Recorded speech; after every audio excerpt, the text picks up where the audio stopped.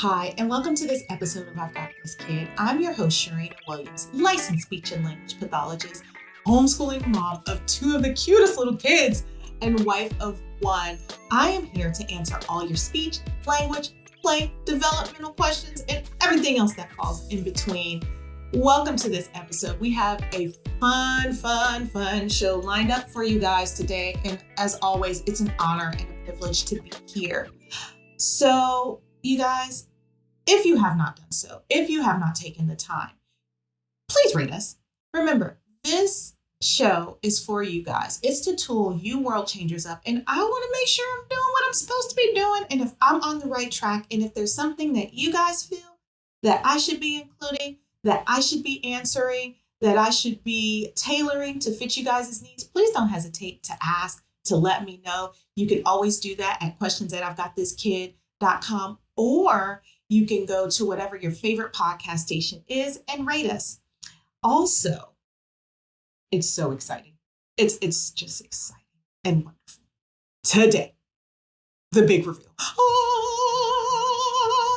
You can get a copy of my free ebook, Maintaining a Healthy You. All you got to do, click on the show notes at the end of the show, get yourself a free copy, check it out. It is a nice little quick read for new parents, new moms, new dads who are really just trying to keep it together, to figure out what are some things that they can do to maintain a healthier lifestyle as this big adjustment takes place in life. And I've been there before, so I know what it was like. And so I wanted to give you guys some practical tips that worked for me and some wisdom that I learned along the years. And so again, it's a nice little quick read for you guys to tool you up in a very special way, because again, we can't be healthy for anybody else unless we're good to ourselves. And so let's make sure that we're trying to maintain that.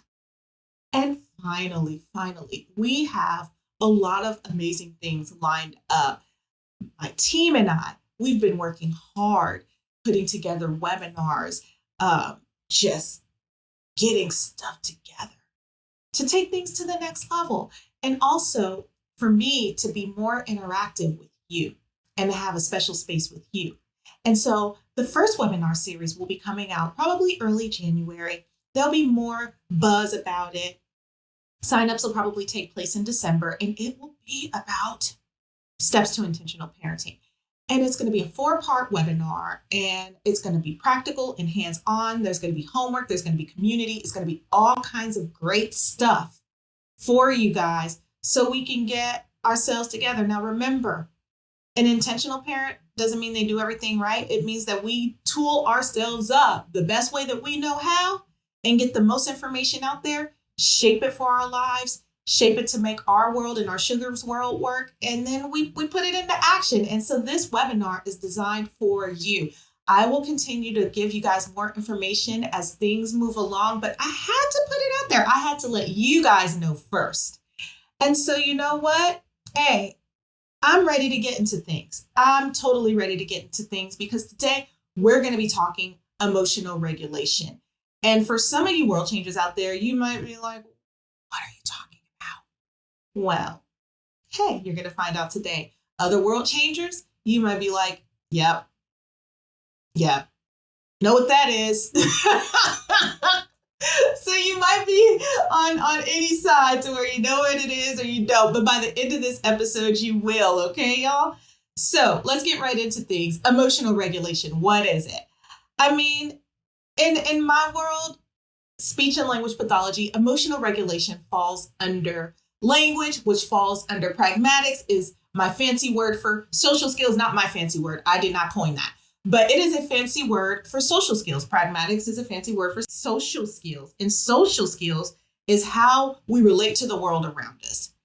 And so with emotional regulation, it's like our ability to cope with the unexpected. Life brings us unexpected events, unexpected circumstances, unexpected things every single day.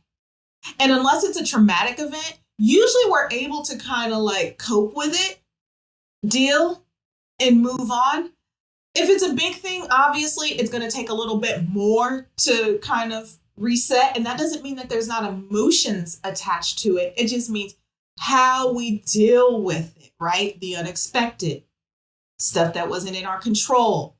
There's a lot of that going on right now. But emotional regulation and how we deal with ourselves helps us kind of keep calm, keep that filter in check without completely falling apart every time someone pops our balloon. And so what I like to think about it is it's the difference between, let's say, for example, my ice cream fell on the ground. And I think to myself, well, I can either sit here and cry and watch it, or I can get up and go to the stand and ask for a replacement and see if they're gracious enough to give me one. Or it's watching that same piece of ice cream fall down off of the cone and just completely melt down, fall apart, inconsolable. It's a situation at hand. And so we all have been in those moments to where we've like hit 10 and something happens to where it takes us to 10, and we'll show feelings of just anger and fear and anxiety or whatever it is that comes along with it. And so what happens with people who have difficulties, our little sugars in particular, because we're gonna take it from here and bring it down here back to our sugars, is that what happens is they can't quite get control. They may become inconsolable. They may become labile. They may become mad, angry, throwing things, tantruming, all of those things. Much different than, a little sugar who's pushing the limits. Emotional regulation or emotional dysregulation, the inability to really cope with life, it almost puts them in a position to where they can't handle things that seem almost trivial, versus the child who's just kind of, testing their limits. This little sugar on this side may have a really hard time pulling it together. And so the funny thing about emotional dysregulation, because now we're talking about the inability to control emotion when life happens, when the unexpected happens, right? It shows up when sugars are pretty young. And you'll often hear world changers, parents out there say, oh my gosh, they're either bad. Oh my gosh, they're stubborn. Oh my gosh, they're inflexible. Oh my gosh, I'm walking on eggshells because I don't know when they're going to blow up. And now I have to do all these things to kind of tailor the world around them to make sure that things stay pretty even. And so it shows up in our little sugars. Why? Who watched the Milestone series? Raise your hand. If you watched the Milestone series, then you heard me talk a lot about social skills, the development of social skills, because it happens when they're toddlers. And so it makes sense for emotional dysregulation to show up when the sugars are little sugars, when they're supposed to be gaining these skills. And so anywhere between 18 to 30 months is when it's really prevalent, because that's when sugars are kind of tasked with learning how to be more flexible and invite others into their world and do all kinds of things. The world is opening up. And so if little sugar has a hard time dealing with the unexpected, because at that point, everything's unexpected, then you might see a little bit more of a meltdown case, and you'll just see their little bodies melting, and you'll see the shoulders tense up. And I've seen it a million times in my office, to where the shoulders tense up and you just see them go from normal to this, or, normal to tantrum, or normal to throw, or normal to, there's little signs and hints that you can see before the big explosion comes. And so it shows up most, I've seen over the years, when play is interrupted. And what that looks like is little sugar's playing, and maybe either you or a peer or a sibling may walk up and either touch, interrupt their play, or do something during play that they don't like. And instead of them telling you the erratic, no, they just melt on you and fall apart and become mad or destroy the activity or throw the activity. Like something explosive usually happens in those moments. Or if you were playing side by side with Little Sugar and they didn't like what you did during that play, they might explode or show, they are not going to explode, but they might demonstrate explosive behavior during that time. The next area that I see it is when they're asked to share. This is another big one where I've seen it in clinic where sugars are asked to share and it's just, again, fall apart. Why? Because during that toddler time, they're learning my turn, your turn. You have one, I have one. It really shouldn't interrupt the day. It really shouldn't interrupt play. But when there's emotional dysregulation on the scene, and it's real emotional dysregulation, like not them never really having the ability to learn how to share, or, they just kind of like stuff their way. Like you can kind of distinguish the difference, especially if there's other kids around or you've been around other kids. You can see the difference there to where it's inflexible. Like there's no way that they're going to share with you, and you got to do a lot of coercion. And it usually doesn't work, but you try your hardest, and that's what it is. And that's what it looks like during that age. Another time we really see it is when demands are made. Oh, this is big. What's a demand?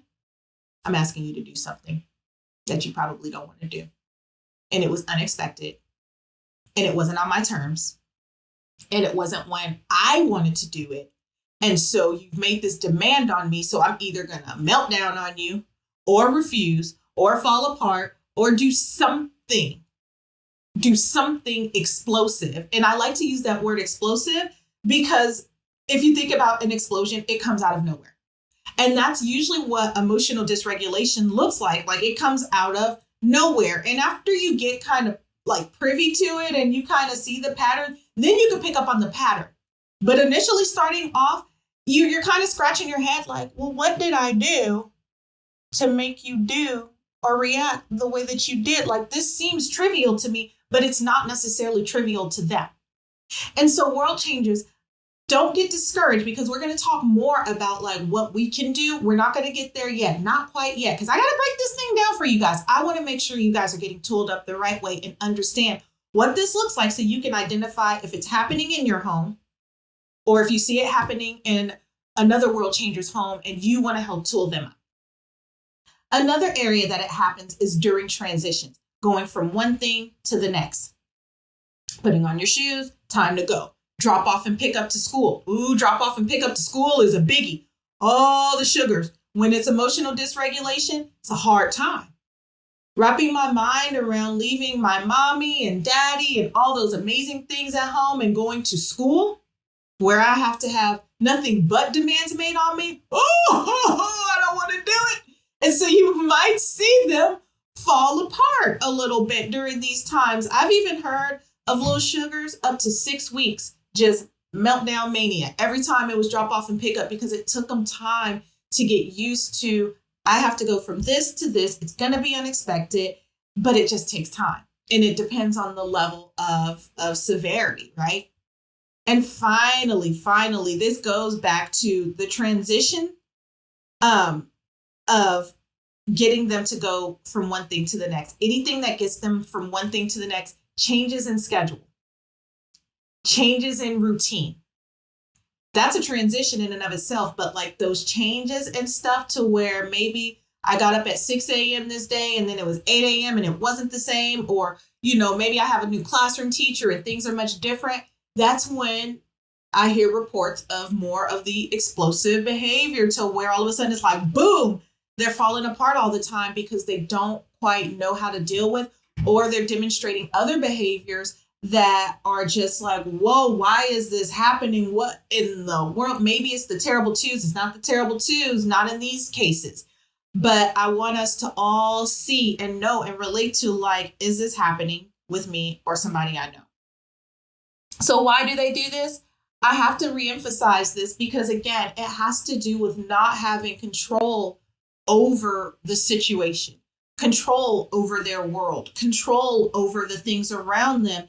and it produces fear and anxiety and anger and sometimes even sadness. And sometimes sadness and anger can go hand in hand, but that's not my lane. I'm going to leave that to the psych field. All right, y'all. So what are some signs of emotional dysregulation? And now you notice we've shifted the language. We're no longer talking emotional regulation because that's for people who know how to deal with when things go wrong. We're shifting it now and saying emotional dysregulation, the inability to cope with unexpected circumstances. So this is when you'll see it. Exhibiting emotions too intense for a situation. It's like, why did you just blow up over that? Over that? Like, you really just blew up over me touching your puzzle piece? Did you really just blow up because I gave you strawberry yogurt instead of blueberry? Did you really just blow up because your favorite little fish isn't in the bathtub for you to play with? That's when you see it. Difficulties calming down when upset. Oh my gosh, inconsolable. Mom is trying to hug. They're, going crazy body all over mom and flipping out all over mom. If you're watching on YouTube, then you'll see my body going crazy. You'll see them like just not being consolable. And again, it might be over something as little as that same touching the puzzle piece, or over something as simple as not giving them the food that they wanted, or the toy that they wanted, or that item that they were looking for, or taking something away. Again, all of those examples that I gave you before, to where it's like, you're really melting down on me over this, like right now over this. This doesn't even seem worthwhile, but to them it is. Another sign is difficulty decreasing negative emotion. And you guys have probably, if you're not living with someone who has difficulties with regulating their emotions, but you've probably seen it in public and didn't even know and was given like the parent, the side eye. That's what I like to call it, the side eye. But that's when you see like this little sugar just falling apart in the store, or falling apart. And I mean, maybe stuff is starting to like get tossed and thrown, and they're just, going at it, and they're just getting like, it's almost like they get caught in a loop and they can't get out of that negative emotion or that negative behavior attached to it. And you also see them having a really hard time calming down. And I mean like meltdown to the point of where after that meltdown, they're probably going to go night-night, because it was that explosive and it took so much out of them that they just couldn't quite find that place to get back in the balance, for things to be okay, for the world to be okay around them, for what they couldn't control to be okay. And you see it to where they can't calm down. Like they can't get over it. Like think about that ice cream scenario and a kiddo who has difficulties with emotional regulation. You might see them like just completely inconsolable in a situation like that, because, oh my gosh, I can't even wrap my mind around what just happened and what to do. And it doesn't feel okay. And it's something that's completely out of my control. Like, you can't just pick up the ice cream off the ground and eat it. I mean, good luck with that. But from their perspective, it's just too hard to like reel themselves back in and for things to feel okay and be okay. Another thing that you'd see is like becoming avoidant or aggressive, again, when dealing with negative emotions. So you might see them getting extremely passive, or you might see them getting really aggressive, or you might see like just, again, like from normal to like 10, from 0 to 10, really fast based on what's happening around them. And then the final thing that you'll see is maybe a little bit more of negative emotions. And what I mean by negative emotions is like, why are you so angry all the time? Why are you so mean? Oh my gosh. And I've heard world changers come into my office and I'll be like, oh, describe your sugar. How would you describe your sugar? Mean. Uh-oh. And then I'll know to start asking the questions to kind of help tool them up and educate them on what's going on. And so some stuff that you might see, some behaviors that you might see during these explosive moments is isolation, to where they just don't want to be bothered. Why don't they want to be bothered? Because again, unexpected things happen when other humans come around. That may be mom or dad or sister or play peers, peer partners, whoever it is, kids in the neighborhood and the community. You might see them just kind of go off to themselves and isolate because dealing with the world around them is too much.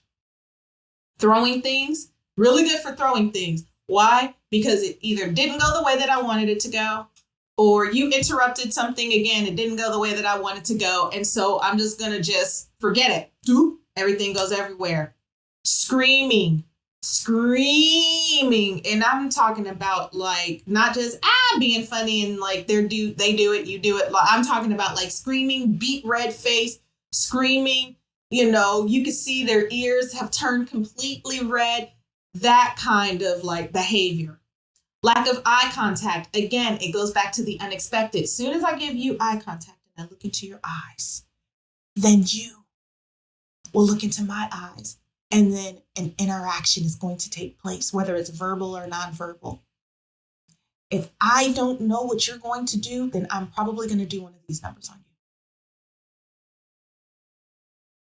And it literally takes me taking an object and doing like this to my little sugars who have difficulties with emotional regulation to get them to get on the same page as me so they can get comfortable with whatever's about to come their way.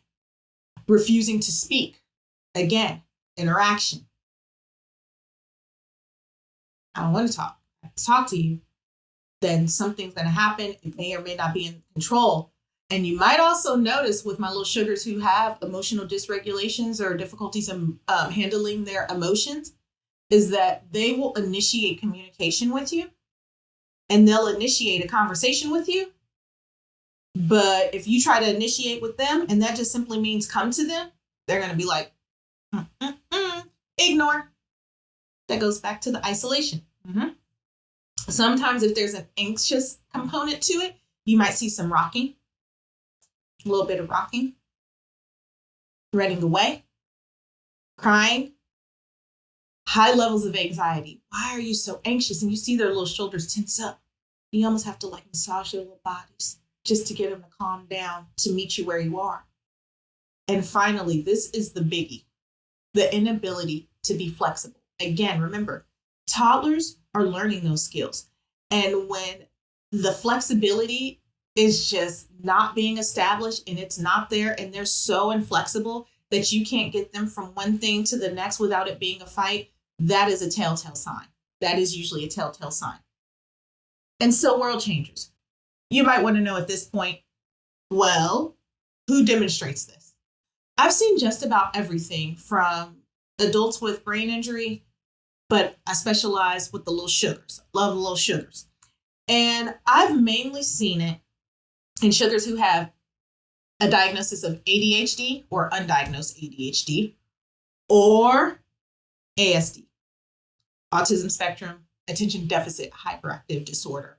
But it can also occur in sugars who have bipolar disorder, who have borderline personality disorder, who have complex traumatic stress disorder, and also with fetal alcohol syndrome. I've had a few kiddos with that diagnosis who also shows difficulties regulating their emotions. And why is this so important, world changers? You might be asking, why are you giving us this information? Because I'm here to answer everything speech, language, play, development, and all the other stuff that falls in between. But besides that, it's important because a lot of times emotional dysregulation is not really diagnosed or seen or recognized until much later. This is the truth. And what happens to our world changers out there, to our parents who are struggling in these situations, it really hinders and impacts the bonding. Yes, it does. As little and cute and as yummy as our toddlers smell when they're little, they're just so cute. But what can happen is if there's explosive behavior from sun up to sundown, then it becomes really difficult having that bonding experience, that true bonding experience with our sugar. And then it gets in the way of our ability learning them in a way to where we can push them to purpose and we can change the trajectory. And so this is why you guys are getting educated on this. So we can recalibrate our thinking and then we can advocate for their needs. It's so crucial. It's so crucial. Again, I'm going to say that again. It is important for us to recognize and understand this stuff so we can become educated, recalibrate our thinking, and then advocate on their behalf to get the stuff that we need to help tool ourselves up and then tool them up and get them together and help as much as we can. But the early signs are there.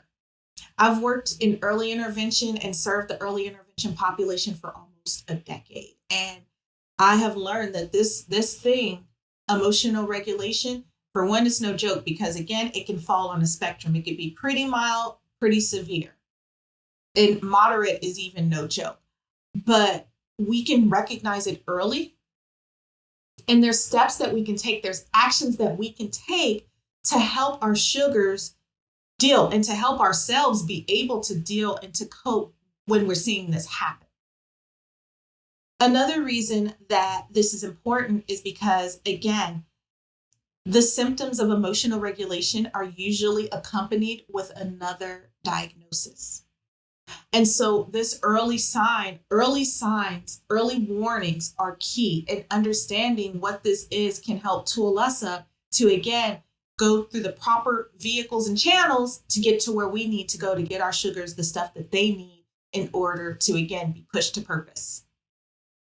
And again, I can't overemphasize enough. I tool you guys up on this stuff and I talk about this stuff because not just because we want to push to purpose, but because, again, it goes back to the bonding.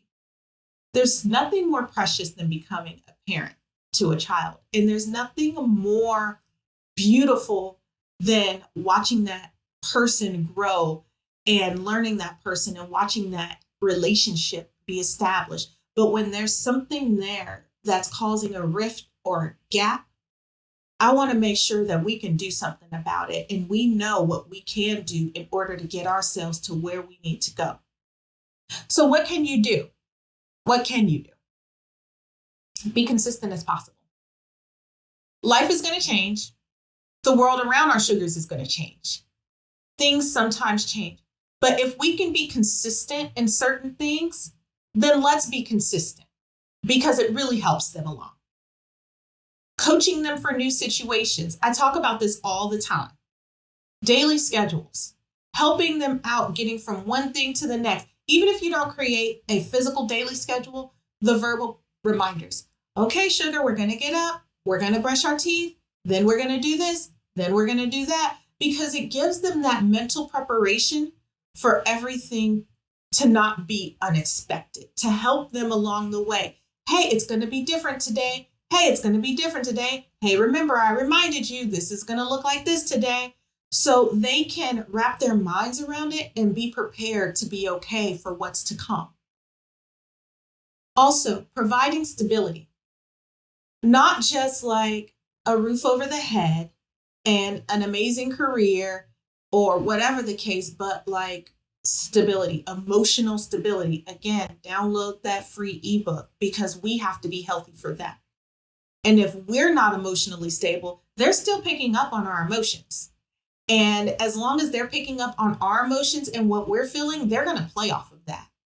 And so we have to be emotionally stable and mentally stable and make sure that we're good so we can be good for them. And I know I just went off on a rant, but hey, look, I'm trying to, again, tool us up to get us to where we need to go. Another thing. This one, I'm going to talk about this for a second. Don't react to their behavior. I know. They threw the Lego, popped you in the head. They hit you when you were trying to console them. They embarrassed you in the supermarket. They got mad at you. They're mad at the sibling and took all the toys and broke half the stuff in the house. I understand. I get it. But what happens if we trade anger for their anger?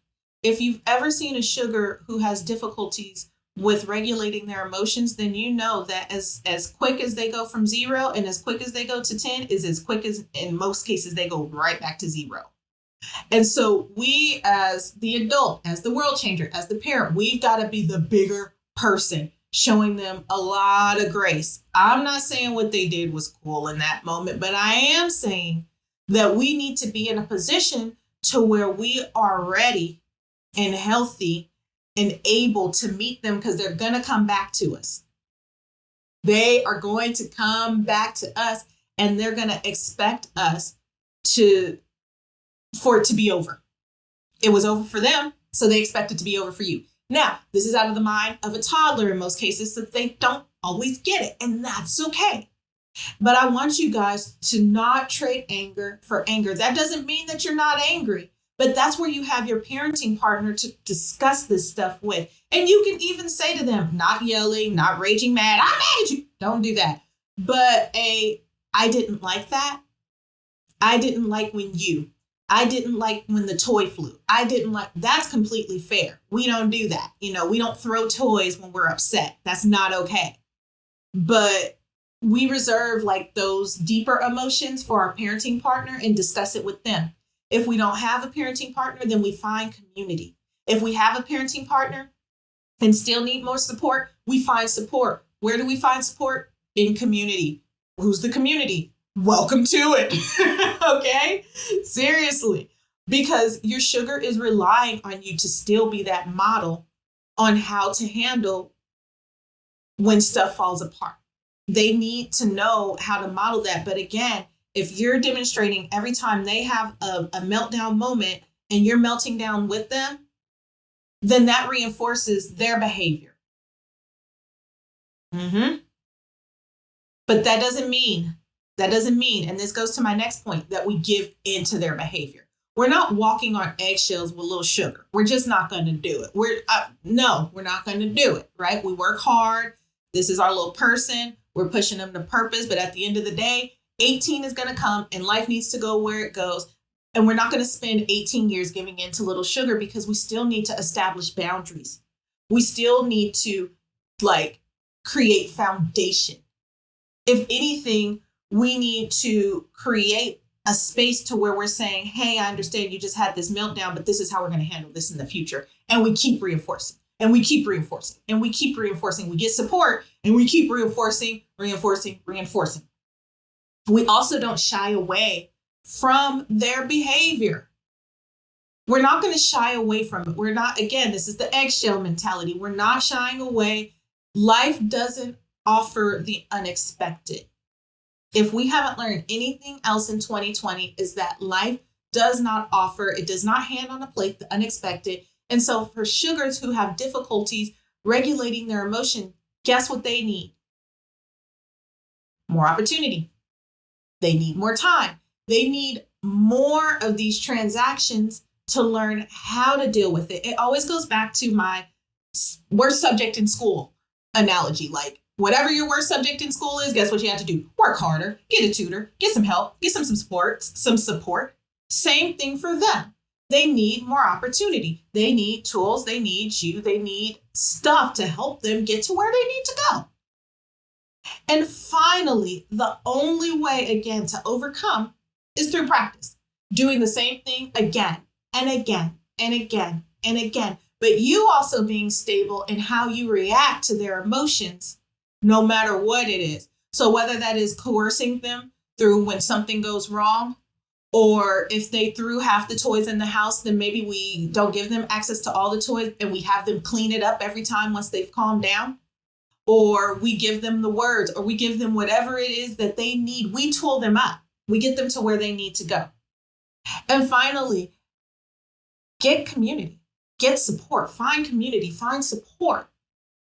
Find somebody who's been through this before. Find somebody who has a few years experience on you. And that way, their experience, you can learn what worked for them, what didn't, to at least know that, hey, somebody else went through this and you're not alone. So that way, when you get a few years in, you can go and be that help for somebody else who was in your same position, right? Reach one, teach one. And so, world changers, that's all we have for today. I had an amazing time talking emotional regulation. And I know that it is a heavy topic, but again, that's what we're here for. We're here to talk about those taboo subjects, those heavy topics, those theories and those myths. Let's debunk those and get down to the real of what's going on. We got to keep getting tooled up so we can be the best us that we could be for our little sugars. If you have any questions about this podcast or any past podcast episodes, send in your questions to questions@I'veGotThisKid.com. Also, don't forget the free ebook right in the link. Go ahead, click on it, get it, enjoy it. Tell me how you like it. Tell me what I should have added to it. I'm here for you, y'all. And next week, we will be talking sensory processing disorder. And we're going to get into the nitty gritty. It's going to be a lot like today, to where we're just going to get into it. And it's going to be an amazing time, as always. Continue to share. We're not a secret. The stuff that we do is for everyone. So continue to share it. Like, subscribe. And until the next time world changes, take care.